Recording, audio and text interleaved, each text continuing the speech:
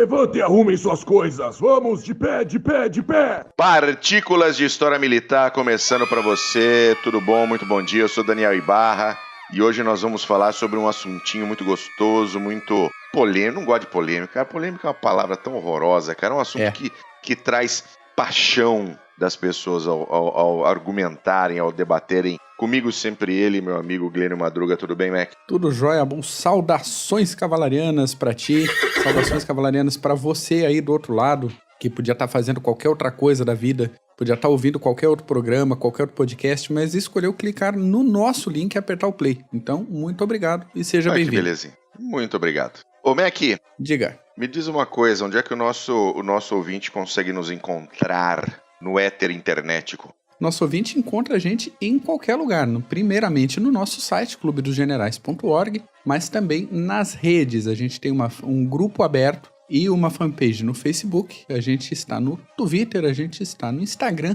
Nossos podcasts estão no Megafone, no Apple Podcasts, no Google Podcasts, no Spotify, em qualquer agregador decente de podcasts que você baixe e instale no seu celular, a gente está por aí também. Então dá uma procurada Clube dos Generais que fatalmente você vai encontrar a gente. Muito bom. Bom, a gente hoje vai falar sobre campanhas de bombardeios na Segunda Guerra Mundial.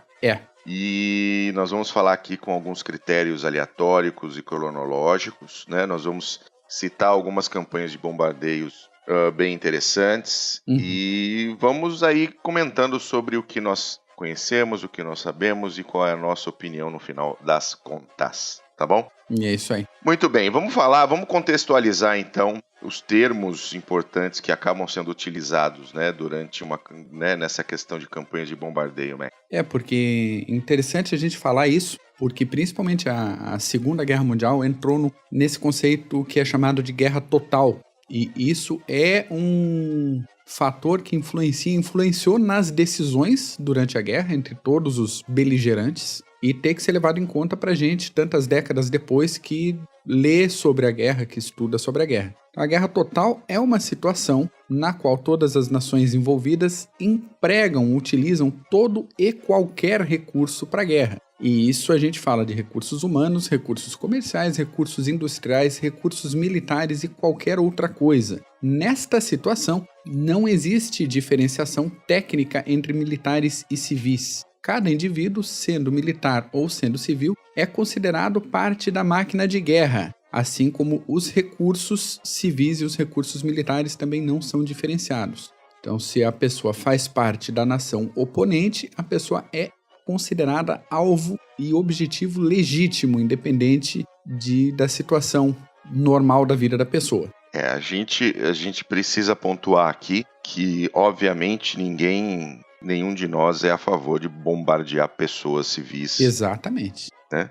Mas dentro do contexto que se apresentou durante a Segunda Guerra Mundial, onde os países se ergueram em uníssono dentro das suas populações para poder colocar todo o seu poderio econômico, monetário, financeiro em prol das campanhas, em prol da guerra que estava acontecendo ali, você tem uma situação onde, se você coloca como alvo áreas civis, você está como um objetivo causando uma interrupção na produção daquela região, afinal, quem está na fábrica são civis, não são militares. Perfeito. Então você tem essa questão, obviamente que isso é uma merda, mas esse é o contexto que se apresentou ali durante a Segunda Guerra Mundial. Interessante a gente levar em consideração que a opinião pública, apesar de não ser necessária em alguns casos muito específicos de governos totalitários, ela é importante para a manutenção dos esforços de guerra. Então, se a população está a favor do governo, está acreditando que a guerra é justa, é mais fácil das autoridades continuarem com o esforço e com o combate. A partir do momento que a população também percebe que está apanhando demais e que está morrendo demais,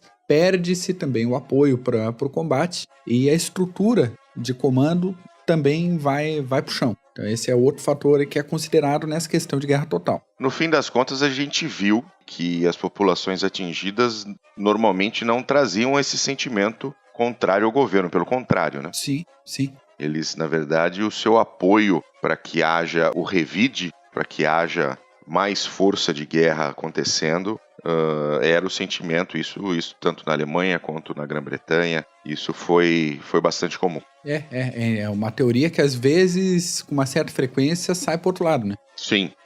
E nesse caso saiu, né? Saiu gostoso, saiu bonito. E outro termo interessante a gente pontuar, que a gente vai chegar nisso um pouco mais pro final do episódio de hoje, é a questão da rendição incondicional, que é o tipo de rendição autoexplicativa, mas vamos explicar. Que o combatente vencido, ele aceita a derrota e o fato de não poder fazer qualquer exigência para o vencedor. Então, qualquer, não vou dizer bondade, né? Mas qualquer concessão após a rendição é feita normalmente de forma unilateral pelo vencedor e não pelo vencido. Isso foi importantíssimo para o jeito como acabou a Segunda Guerra Mundial. Exatamente. E aí tem os objetivos. Os objetivos da campanha de bombardeio, né? Desse tipo de marretada na cabeça, é justamente atingir essa capacidade econômica e industrial da nação oponente, e relembrando ali o conceito de guerra total, não somente alvos militares, mas qualquer coisa que pudesse afetar a economia e a indústria,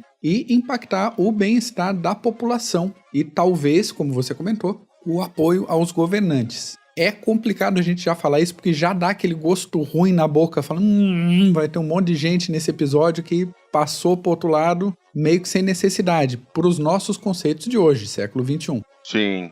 Mas num conceito de guerra total, é alvo. Exatamente. Lembrando que a gente não pode fazer julgamentos de decisões do passado com o pensamento do presente.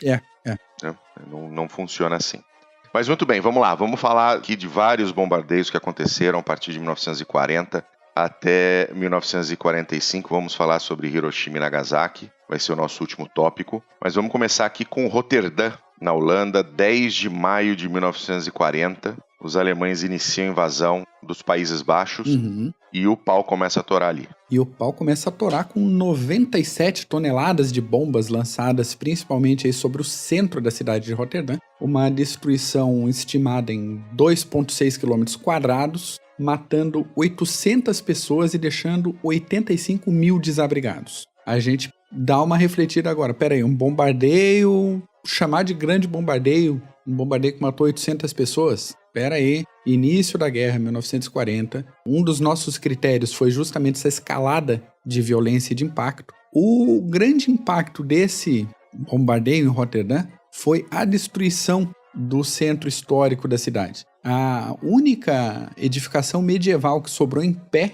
foi a igreja de São Lourenço. O resto foi tudo pro chão. E as consequências disso é que, com a ameaça de novos bombardeios do mesmo tipo em outras cidades dos Países Baixos, houve essa primeira rendição incondicional para as forças alemãs. Então, deu pra bola, destruíram Roterdã, ok, a gente se entrega, pode ocupar aí, vamos ver o que dá esse negócio. Mas foi um dos primeiros grandes impactos da guerra, foi esse bombardeio. Muito bem. Passando um pouquinho para frente, vamos falar de Coventry, que foi, acho que, no Reino Unido, uma das cidades mais bombardeadas junto com Londres, né? E vamos falar de um bombardeio específico ali de novembro de 1940, 14 de novembro. Exatamente. Nessa ocasião já a gente tem um aumento aí de potência. Foram 515 bombardeiros Heinkel 111 que praticamente destruíram a cidade. Coventry era um importante centro de produção de equipamentos militares. Sim. E todo esse peso de explosivos, essas 550 toneladas de explosivos,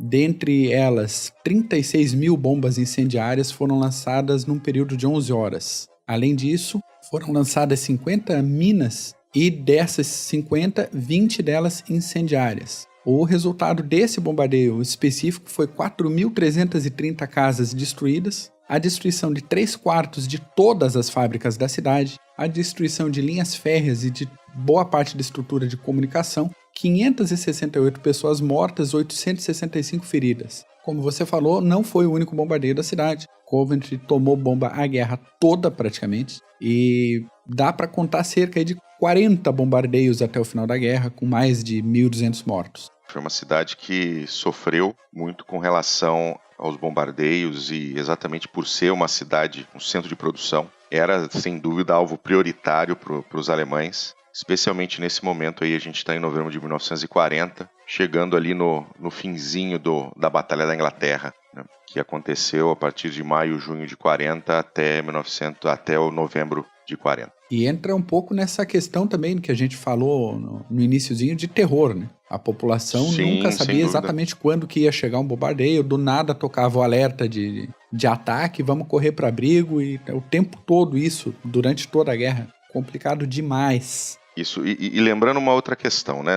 Nós começamos a ver o uso das forças aéreas com um pouco mais de efetividade durante a Primeira Guerra Mundial. Então você tinha os biplanos, você tinha alguns bombardeiros biplanos um pouco maiores, você tinha os balões, os zeppelins. E após o fim da Primeira Guerra Mundial, toda a literatura britânica falou muito sobre bombardeios que dizimavam cidades. Então isso ficou colado na mentalidade britânica, a um ponto que foi um dos motivos pelo qual o governo britânico, com o apoio da opinião pública naquele momento, tentou o máximo possível evitar a guerra. Uhum. Né? A gente pode podemos criticar a política de apaziguamento, desde do primeiro-ministro Baldwin, depois com Chamberlain, mas sempre houve uma tentativa de evitar, primeiro, aquela morte de gerações que teve durante a Primeira Guerra Mundial, mas também estava ali no inconsciente coletivo o medo de ter as suas cidades, as pessoas simplesmente evaporadas através de bombardeios aéreos. Né? E isso realmente aconteceu, não só em Coventry, mas Londres e muitas outras cidades britânicas, alemãs. Quem estava ali na guerra entre Grã-Bretanha e também as cidades na Alemanha sofreu efetivamente com um bombardeio pesado dos dois lados e com objetivos tanto militares quanto objetivos contra alvos civis. Isso aí é notório e muito claro. Né? É indiscriminado, notório. Não tem alívio pra ninguém aqui. Né? Não tem alívio pra ninguém, todo mundo desceu o cacete com gosto. Aham. Com gosto. E aí quem tem o pau maior pode mais, né? É basicamente o que aconteceu no meio da guerra pra frente. Exatamente, mas muito bem. Falamos de Roterdã. Vocês viram que a gente não falou de Varsóvia. Varsóvia sofreu também bombardeio durante a invasão alemã, mas Roterdã foi mais significativo pelo volume de bombas e pelo que aconteceu com a própria cidade. Falamos agora de Coventry, em novembro de 40. Agora vamos falar de Londres, um dos principais bombardeios em dezembro de 1940, dia 29, pouquinho antes ali do Ano Novo. Esse dia foi a principal atividade dos bombardeiros alemães sobre Londres. Também teve uso pesado de bombas incendiárias, e essas bombas geraram cerca de 15 mil focos de incêndio, matando aproximadamente 8 mil pessoas. Diversos prédios históricos, todas aquelas estruturas do centro da cidade mais antigas, monumentos, igrejas, muita coisa foi destruída. A campanha como um todo de Londres iniciou lá no dia 7 de setembro de 40. Famosa Blitz. A Blitz de Londres, e durou 57 noites consecutivas de bombardeio. E depois do dia 29 ainda durou de forma intermitente até maio de 41, contando mais de 40 mil mortos. Vai ver que a gente já saiu de um início da guerra com 800 mortos, 500 e poucos mortos, agora a gente está falando de uma campanha de 40 mil. Os bombardeios sobre Londres aconteceram até o final da guerra, tal como Coventry. Enquanto os alemães tinham condição de atacar a Inglaterra, de jogar alguma coisa na Inglaterra, eles fizeram isso. Sim, sem dúvida. E a partir de 44, lá no finzinho, na prorrogação, teve alguns bombardeios com bombas tipo V1 e foguetes V2, que até a V1 tinha como desviar se o piloto do Spitfire que já tivesse no ar fosse bom, mas V2 não tinha o que fazer. Era correr pro abrigo e deu. Era só liberava o foguete ali na Alemanha e esperava para ver onde ele ia cair. Não sabia onde ia cair. É mais ou menos lá. Assim. É mais ou menos ali, mas é interessante você ter comentado da V1. A V1, ela parecia um pequeno avião sem piloto. Era, na verdade, um foguete com asas, né? Uhum. E a maneira de se tentar desviar essa bomba de fazer ela cair antes de atingir seu alvo, o aviador chegava com o seu avião ao lado dela e dava um toquinho com a asa dele na asa da V1, e a V1 perdia então sua estabilidade e caía ali mesmo onde ela estava. Balls of Steel, senhoras e senhores. Balls of Steel. Não tem outra explicação. E aí você tem a V2, que a V2 é aquele tradicional foguetão, né, que todo mundo conhece lá com aquelas faixinhas preta e branca, mas esse não tinha o que fazer, né? Esse era o precursor dos grandes foguetes que levaram o homem à Lua e até hoje estão aí levando astronautas para a Estação Espacial Internacional e etc. Então a V2 não tinha o que fazer. Saiu, acabou. Ela vai subir e vai descer. E é isso aí. Muito bem. Em 7 de dezembro de 41, teve um bombardeio muito famoso, muito interessante, que foi Pearl Harbor. A elaboração do plano desse bombardeio coube ao almirante Isoroku Yamamoto. A influência que ele teve para elaborar esse plano é interessante. Ele ficou sabendo da Batalha de Tarento, que aconteceu no dia 12 de novembro de 40, quando 11 aviões quase obsoletos, abraço pro Rudel essa semana, Quase. Ele sabe do que a gente tá falando.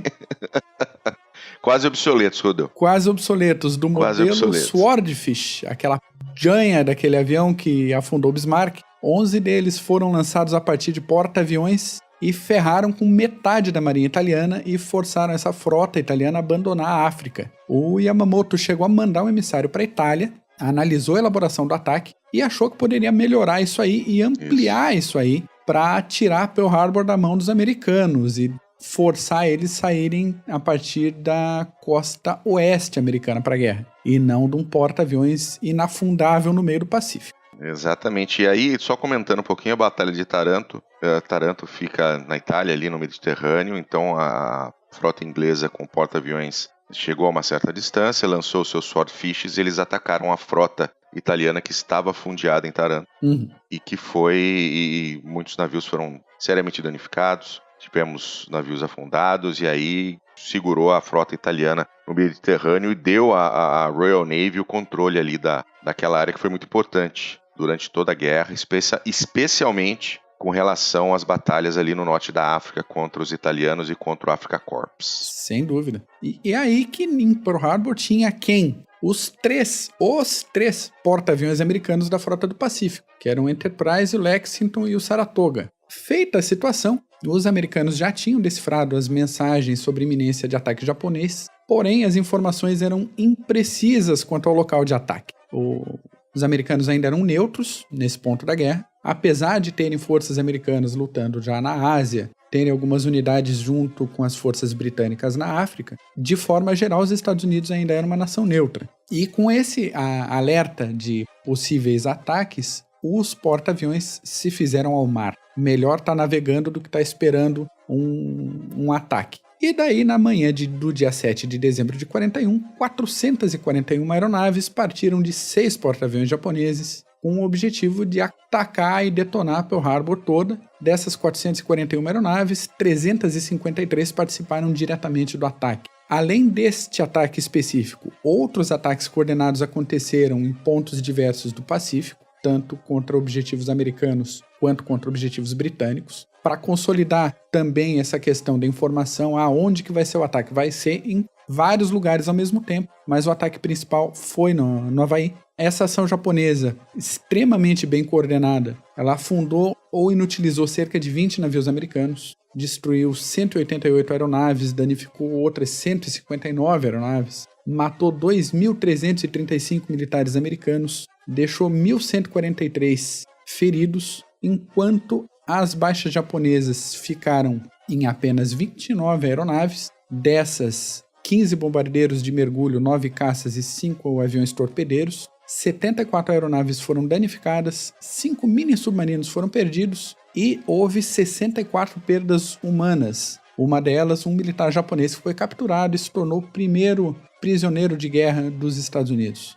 Pearl Harbor foi um ataque extremamente importante, muito bem coordenado, muito bem executado, que tinha dentro do objetivo japonês isolar os Estados Unidos ali no Pacífico. Os Estados Unidos já vinham numa campanha de sanções contra os japoneses devido à sua expansão militar através da China e de toda a Península Asiática.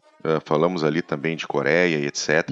E os japoneses começaram a ter grandes dificuldades para matérias-primas, especialmente petróleo, atacaram Pearl Harbor para poder tirar a frota americana do Pacífico de vez, né, colocar ela a pique e poder ter todo o controle do Pacífico para poder continuar a sua expansão para o sul em busca dessa matéria-prima. O que era muito justo, pensando com a ótica japonesa da época. Sim, com a ótica japonesa foi o certo, né? Mas a gente já sabe aonde isso foi parar, no final das contas. E quem quiser assistir um filme muito bom, Torá, Torá, Torá, um dos assistentes de produção, me fugiu o nome certo agora, gente, por favor me corrijam aí nos comentários, mas uma das pessoas que ajudou a produzir o filme foi o Mitsuo Fuchida, um japonês que fez parte da coordenação do ataque. Exatamente. Torá, Torá, Torá é muito bom. Esse Pearl Harbor recente aí com historinha de amor, tem boas cenas de batalha, mas o resto é uma merda.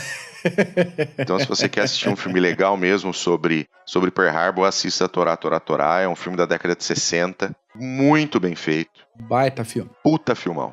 Vale a pena. Muito bem, indo agora para março de 42, nós vamos falar sobre o bombardeio na cidade de Lubeck. Pois é, dias 28 e 29 de março de 42, 234 bombardeiros da RAF lançaram 400 toneladas de bombas, incluindo 25 mil bombas incendiárias, e daí já mudou o método de operação. Primeiro foram lançadas as bombas de alto explosivo, que quebraram as estruturas e os telhados da cidade, e em seguida foram lançadas as bombas incendiárias. É pra foder tudo mesmo, pra foder, mas assim, com gosto. Geral, porque a gente tá vendo essa escalada, como a gente comentou no início do episódio, a coisa tá ficando cada vez mais feia, e os métodos passam a ficar cada vez mais complicados, mais feios também. É a busca pela eficiência em matar. Isso foi crescendo em ambos os lados durante a Segunda Guerra Mundial e é parte de todo e qualquer conflito militar, qualquer guerra, ou seja, você precisa eliminar o seu inimigo.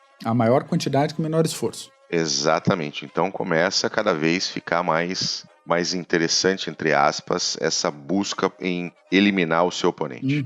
E interessante que esse bombardeio ele não teve uma quantidade de mortes tão grande. Foram 301 mortos, 3 desaparecidos, 783 feridos, 15 mil desabrigados. A maior parte do patrimônio artístico da cidade foi perdido, porém ela entrou na nossa lista, essa ação, justamente pela abertura desse método de impacto primeiro e incendiária depois. E foi o primeiro grande bombardeio da RAF contra a Alemanha.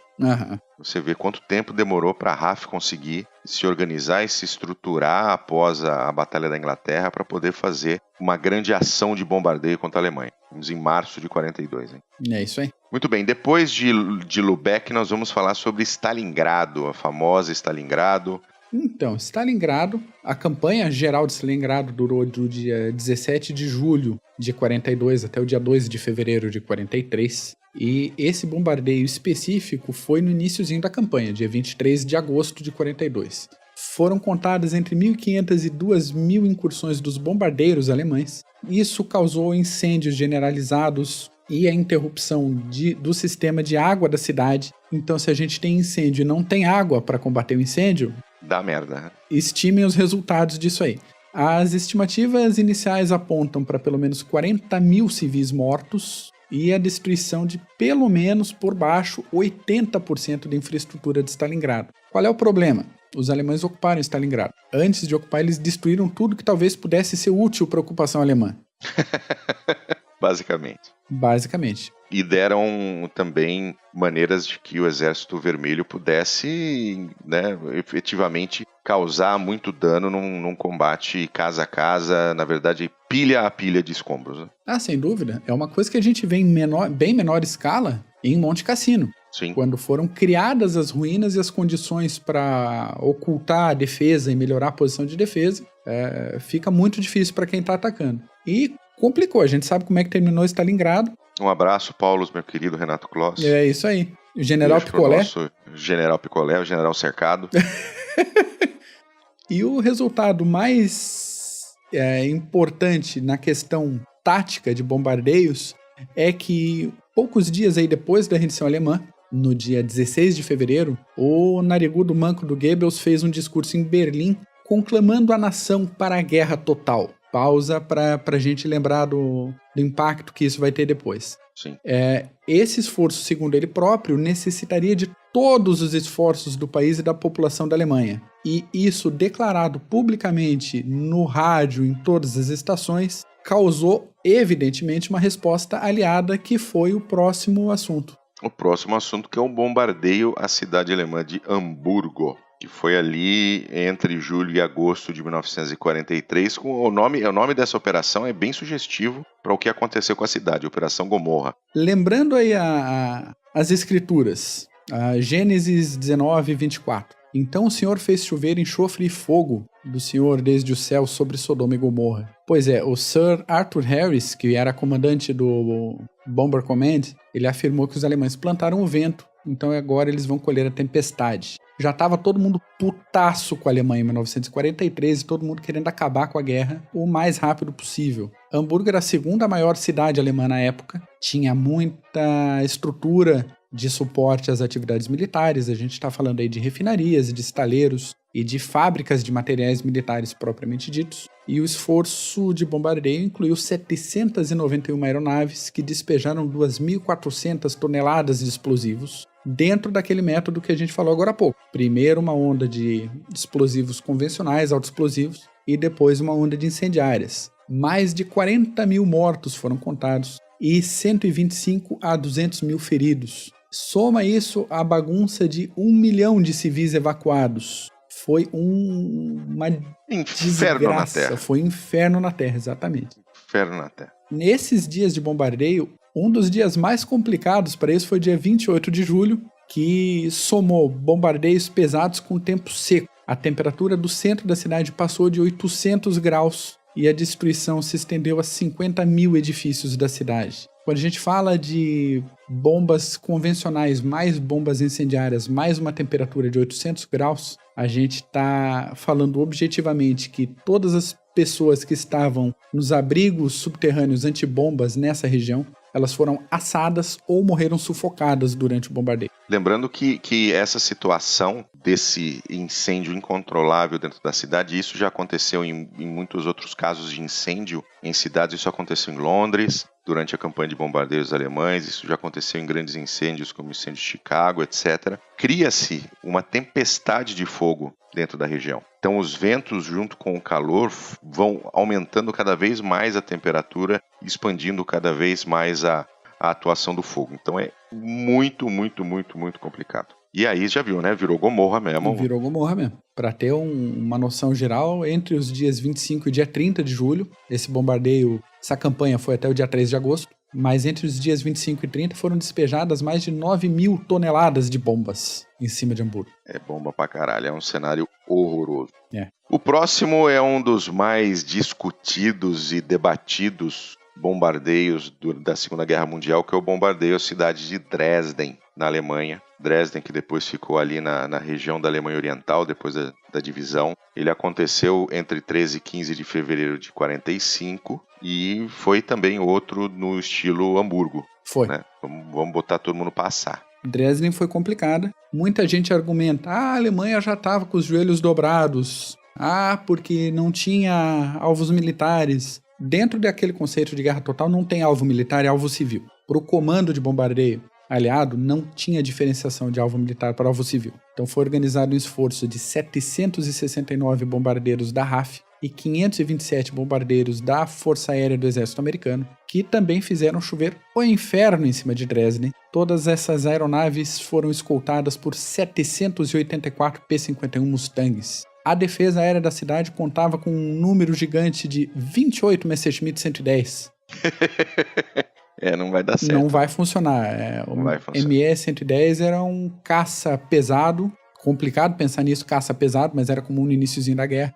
Era um conceito da época. Era um conceito da época e eles já não serviam muito bem como caças em 1940, quanto mais em 45. Os objetivos iniciais dessa campanha eram os entroncamentos ferroviários da cidade para esculhambar com a logística da região. Lembrando que Dresden era um entroncamento ferroviário muito importante para o fronte leste e a área industrial da cidade. Tinha, de fato, diversas fábricas de componentes eletrônicos e óticos, entre outras instalações que serviam ao esforço de guerra.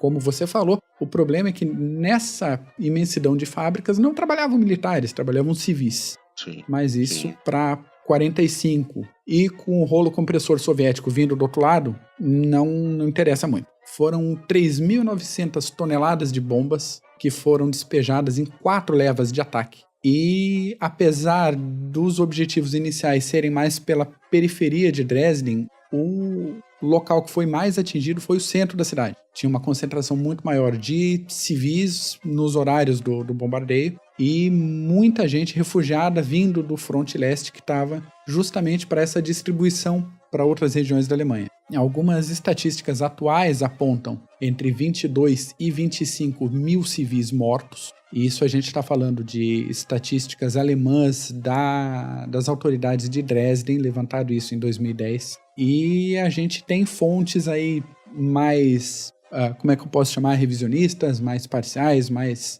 discutíveis, que apontam de 250 mil até 1 milhão de mortos, dependendo de quem você lê. Sim. O primeiro a jogar um zero a mais nessa conta foi o Goebbels, né? Depois do bombardeio. Foi o primeiro que falou de 250 mil civis mortos. Mas quando você leva em conta a questão do mesmo cenário em Hamburgo, veja, Hamburgo foram 40 mil mortos. Mais de 200 mil feridos. Né? E a operação em Hamburgo foi maior do que a operação em Dresden. Então falar de 250 mil mortos, 1 milhão de mortos é um pouquinho fora da casinha. É forçar um pouquinho a amizade, mas de qualquer maneira não deixa de ser um bombardeio no estilo Sodoma e Gomorra mesmo. Tá? Foi feito para destruir a parte ferroviária da cidade, as fábricas, mas para botar tudo abaixo. Entendeu? É efetivamente fazer a Alemanha pedir o pinico. Tanto Hamburgo quanto Dresden. Foi uma operação menor que Hamburgo, mas mesmo assim a gente tá falando de 25 mil civis mortos. Exatamente. É gente pra caramba. É muita gente. E toda a baixa aliada foi de 7 aeronaves. O controle aéreo já era total da aviação mais aliada. O que fazer. Não tinha mais o que fazer. A Alemanha ficou se debatendo ali por mais alguns meses, graças ao titio maluco, o bigodinho doido. Saindo de Dresden, vamos para Tóquio. Vamos pro Oriente, né? No Oriente, 10 de março de 1945. Finzinho também, a Força Aérea do Exército Americano efetuou nesse dia o maior bombardeio individual sobre Tóquio. Lembrando que a bronca com Tóquio começou lá no ataque do Little, o troco por Pearl Harbor, direto. Sim. Aquelas B-25 decolando magicamente de porta-aviões e tentando chegar na China. Majestosamente, eu diria. Coisa linda, coisa linda. Difícil chamar um bombardeio de lindo? Mas a operação, como a gente comentou em outro episódio recente, a coordenação e a operação é um negócio muito, muito interessante. Em 1945, o sujeito chamado Curtis LeMay resolveu que o bombardeio efetuado de forma convencional a grande altitude não estava fazendo o estrago necessário para dobrar o Japão no final da guerra. Então ele mudou a estratégia e o Curtis LeMay é uma figura que recebe intensos xingamentos, ele e a mãe dele, há 7 décadas. Né? Mais ou menos. Ele mudou essa estratégia de bombardeios convencionais em elevada altitude para ataques incendiários de baixa altitude. Leve em consideração que boa parte dos edifícios japoneses nessa época ainda era feito de madeira e de papel. Então isso tudo foi... Nem pega fogo isso aí. Foi bem calculado aí pelo LeMay. Contra o Japão, ele lançou 325 bombardeiros, 279 deles passaram exatamente sobre o objetivo principal. Foram lançadas 1.665 toneladas de bombas incendiárias e de napalm. Napalm, a gente ouve mais falar dele no Vietnã, mas ele foi bem usado no Oriente. Para quem não conhece o napalm, ele é um composto à base de gasolina. Ele foi desenvolvido em 1921 em Harvard e foi proibida a utilização do napalm em 1980 contra a população civil. Eu achei interessante essa resolução internacional. Assim, não pode jogar em civis o napalm. Mas militar pode queimar à vontade. A princípio, sim. Então tá. Grande parte das edificações de Tóquio, como a gente comentou, eram de madeira. Então o bombardeiro em si, a operação durou 3 horas, mas destruiu 40% da infraestrutura da cidade e vitimou algo entre 88 mil e 125 mil habitantes. A gente está falando de um bombardeio convencional, né? Não estamos falando de armas atômicas, que foi mais violento que as detonações atômicas que vieram depois. Muito bem. Agora chegamos no último da nossa lista de bombardeios da Segunda Guerra Mundial, que é, obviamente, Hiroshima e Nagasaki, onde nós tivemos as 2 detonações nucleares em tempo de guerra. Né? Depois nós tivemos centenas e centenas e centenas detonadas como testes ao redor do mundo. Se você acha que foram só essas duas que explodiram, meu caro ouvinte, procura um pouquinho. Você vai ver que só em solo americano, foram centenas e centenas de bombas nucleares detonadas para pesquisas e para entendimento de como essa nova arma funcionava, tá? Isso, Estados Unidos, União Soviética também, então. Essas duas aqui foram as únicas disparadas efetivamente na guerra, né? Ou como a gente fala em inglês, fired in anger. Uhum. Falando um pouquinho do contexto, Mac. Um argumento comum que a gente vê é que o Japão também estaria derrotado. É um argumento semelhante ao bombardeio de Dresden. O Japão já estava balançado e não precisaria dessas bombas atômicas em cima. Discutível. E a gente vai trazer alguns elementos aqui para você, nosso amigo, nosso ouvinte, considerar. Durante diversos meses, os Estados Unidos lançaram mais de 63 milhões de folhetos em todo o Japão, advertindo os civis sobre os ataques aéreos. Isso, ataques convencionais, tá? Não se falava de dispositivos nucleares. E tinha imagenzinha nesses folhetos das B-29, citando ali o nome das cidades atingidas, principalmente por bombardeios incendiários. E falava nos panfletinhos dizendo que eles não tinham como prometer que só aquelas cidades listadas seriam atingidas pelos bombardeios. No dia 26 de julho de 45, aconteceu a Declaração de Potsdam, que apresentava os termos para a rendição do Japão e alertava as autoridades japonesas que a não rendição resultaria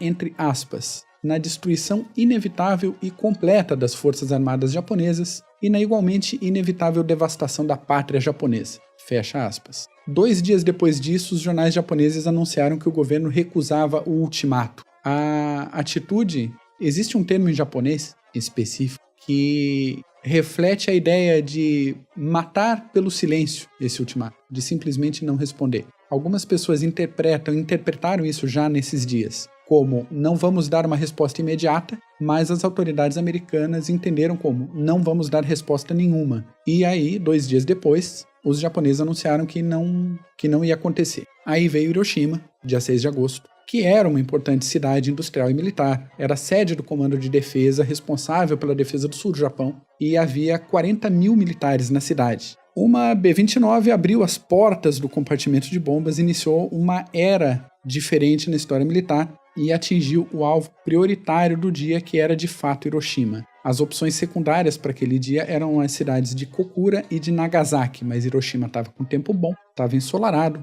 e de manhã a coisa foi pro ar. A área de destruição da cidade foi de aproximadamente 13 km², de destruição plena, né, total. Sim. E, de acordo com as autoridades japonesas, 69% das construções das cidades foram destruídas, com um adicional de 7% danificadas. A infraestrutura de operação da cidade foi destruída em 90%. Foi um troço pesadíssimo a gente pensar em uma bomba fazer isso. Exatamente. Hoje a gente tem total consciência do que armas nucleares podem causar, né? A gente tem uma quantidade de armas nucleares ativas que podem destruir o planeta assim, várias e várias e várias vezes. Tamanha o poder que foi colocado na mão do homem através da divisão do átomo. Depois de Hiroshima, nós tivemos também Nagasaki, uma situação muito parecida, apesar de que Nagasaki não era o alvo principal, né, Mac? Pois é, entre um bombardeio e outro, o presidente Truman fez um anúncio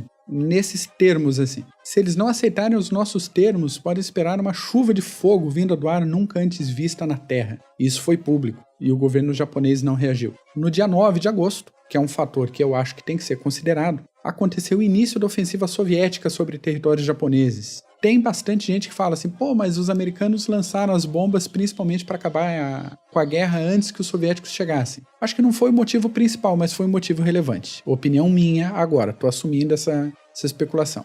Sim. O impacto de Hiroshima foi de tal montante, o choque foi tão grande que o governo japonês não sabia o que tinha acontecido e acabou descobrindo o que tinha atingido Hiroshima por um anúncio público. Os Estados Unidos tiveram que avisar o Japão, o que aconteceu aí foi isso, foi um dispositivo nuclear, parará.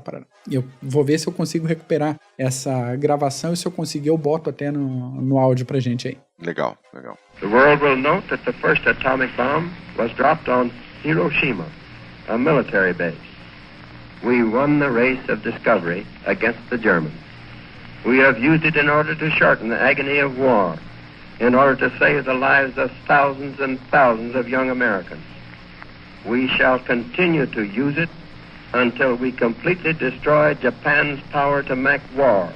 E aí, dia 9 de agosto, aconteceu Nagasaki. Nagasaki era um centro de produção de material bélico também, era um centro de produção de navios e de equipamentos militares e outros diversos materiais de guerra. Então isso também legitimaria como alvo militar. Porém, o alvo principal do dia era a cidade de Kokura, que já era o segundo alvo do dia 6 de agosto, caso Hiroshima não desse certo. Mas Kokura estava coberta de fumaça, um pouco de fumaça intencional e um pouco resultado da ação de 224 B-29 que fizeram um bombardeio ali do ladinho e não dava visibilidade para Kokura. Então as B-29 desviaram, era uma formação de 4 B-29, salvo engano, e foram para o alvo secundário. Nagasaki também estava coberta por nuvens e a missão quase foi abortada. A operação seria desviar para o oceano, soltar a bomba sem estar plenamente armada, né? Sim. Jogar no mar e voltar para a base. Mas em cima da hora ali, houve uma abertura rápida na nebulosidade, o artilheiro deu ok e foi lançada a bomba. 47 segundos depois, a 503 metros de altitude, a bomba detonou e os danos foram menores, apesar da bomba ter uma potência bem maior do que a de Hiroshima, mas o terreno era mais acidentado e acabou protegendo boa parte da cidade. Ainda assim, essa explosão gerou um calor estimado em 3.900 graus e ventos que chegaram à marca de 1.005 km por hora. Isso no dia 9 de agosto. Lá para o dia 12 de agosto, até então a gente não tinha indicativo nenhum da rendição japonesa, mas no dia 12 de agosto o imperador informou a família imperial sobre a decisão de se render e ainda houve nesse dia uma pequena rebelião de líderes militares japoneses que queriam continuar com a guerra. Especialmente o primeiro-ministro Tojo. Pensemos, o Japão estava dobrado. Não, tinha plano de resistência até o último homem, tinha instrução em escola com lança de bambu na mão das crianças, tinha um plano de defesa e os americanos tinham um plano de invasão. A coisa ia se estender e lembremos, os soviéticos estavam chegando pelo outro lado. Não ia ser fácil para o Japão em situação nenhuma. O discurso de rendição do imperador apontou 3 razões principais para a rendição. Essas razões seriam que as defesas de Tóquio não estariam completas antes da invasão norte-americana por terra. Então eles tinham essa consciência que o território japonês seria invadido pelo solo. A segunda razão é que o santuário de Ise seria perdido para os norte-americanos. Isso era impensável. Para situar, o santuário de Ise é um complexo de templos dedicados à deusa Sol. A gente está falando de shintoísmo. Essa deusa é a Amaterasu. Ela é só a divindade tutelar do povo japonês e é considerada antepassada direta da família imperial japonesa. Então não tem como perder o santuário de Ise para os americanos. E, por fim, as armas atômicas provocariam, segundo o imperador, a morte de todo o povo japonês. Apesar dessa intervenção soviética, o imperador Hirohito não mencionou os soviéticos como principal ou um dos principais fatores para a rendição. Ele se atou aos fatores americanos. E aí sim, encerra-se o esforço de guerra japonês. As baixas diretas causadas pelos bombardeiros são estimadas aí entre 90 e 146 mil pessoas em Hiroshima e 39 a 80 mil em Nagasaki. Fora o que foi contaminado com radioatividade.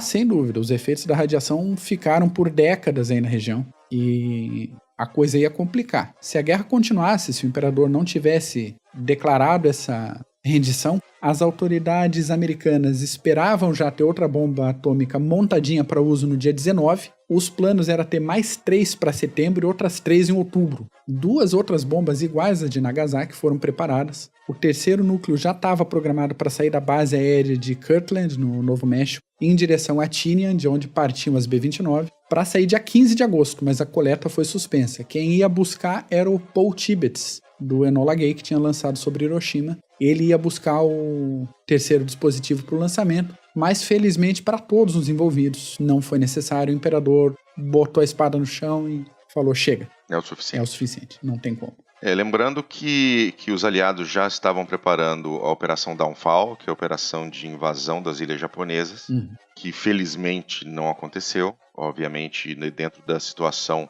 que o Japão estava, o Japão se rendeu antes, o que foi absolutamente fantástico, apesar de tudo, porque calculava-se na invasão aliada ao Japão a morte de entre 2 e 4 milhões de americanos e mais ou menos de 5 a 10 milhões de japoneses. E o bombardeio de Hiroshima e Nagasaki e mais a tomada da Manchúria pelos soviéticos mostrou ao Japão que a guerra tinha acabado. É algo bastante importante de se ressaltar que o conceito de guerra total está presente. A bomba atômica era o mais avançado meio de se matar naquele momento. Você tem que entender que ali está destruição e morte, assim como nos bombardeiros convencionais. Não foi um teste, como muita gente fala também, já tinha sido detonado um artefato nuclear nos Estados Unidos antes. Sim.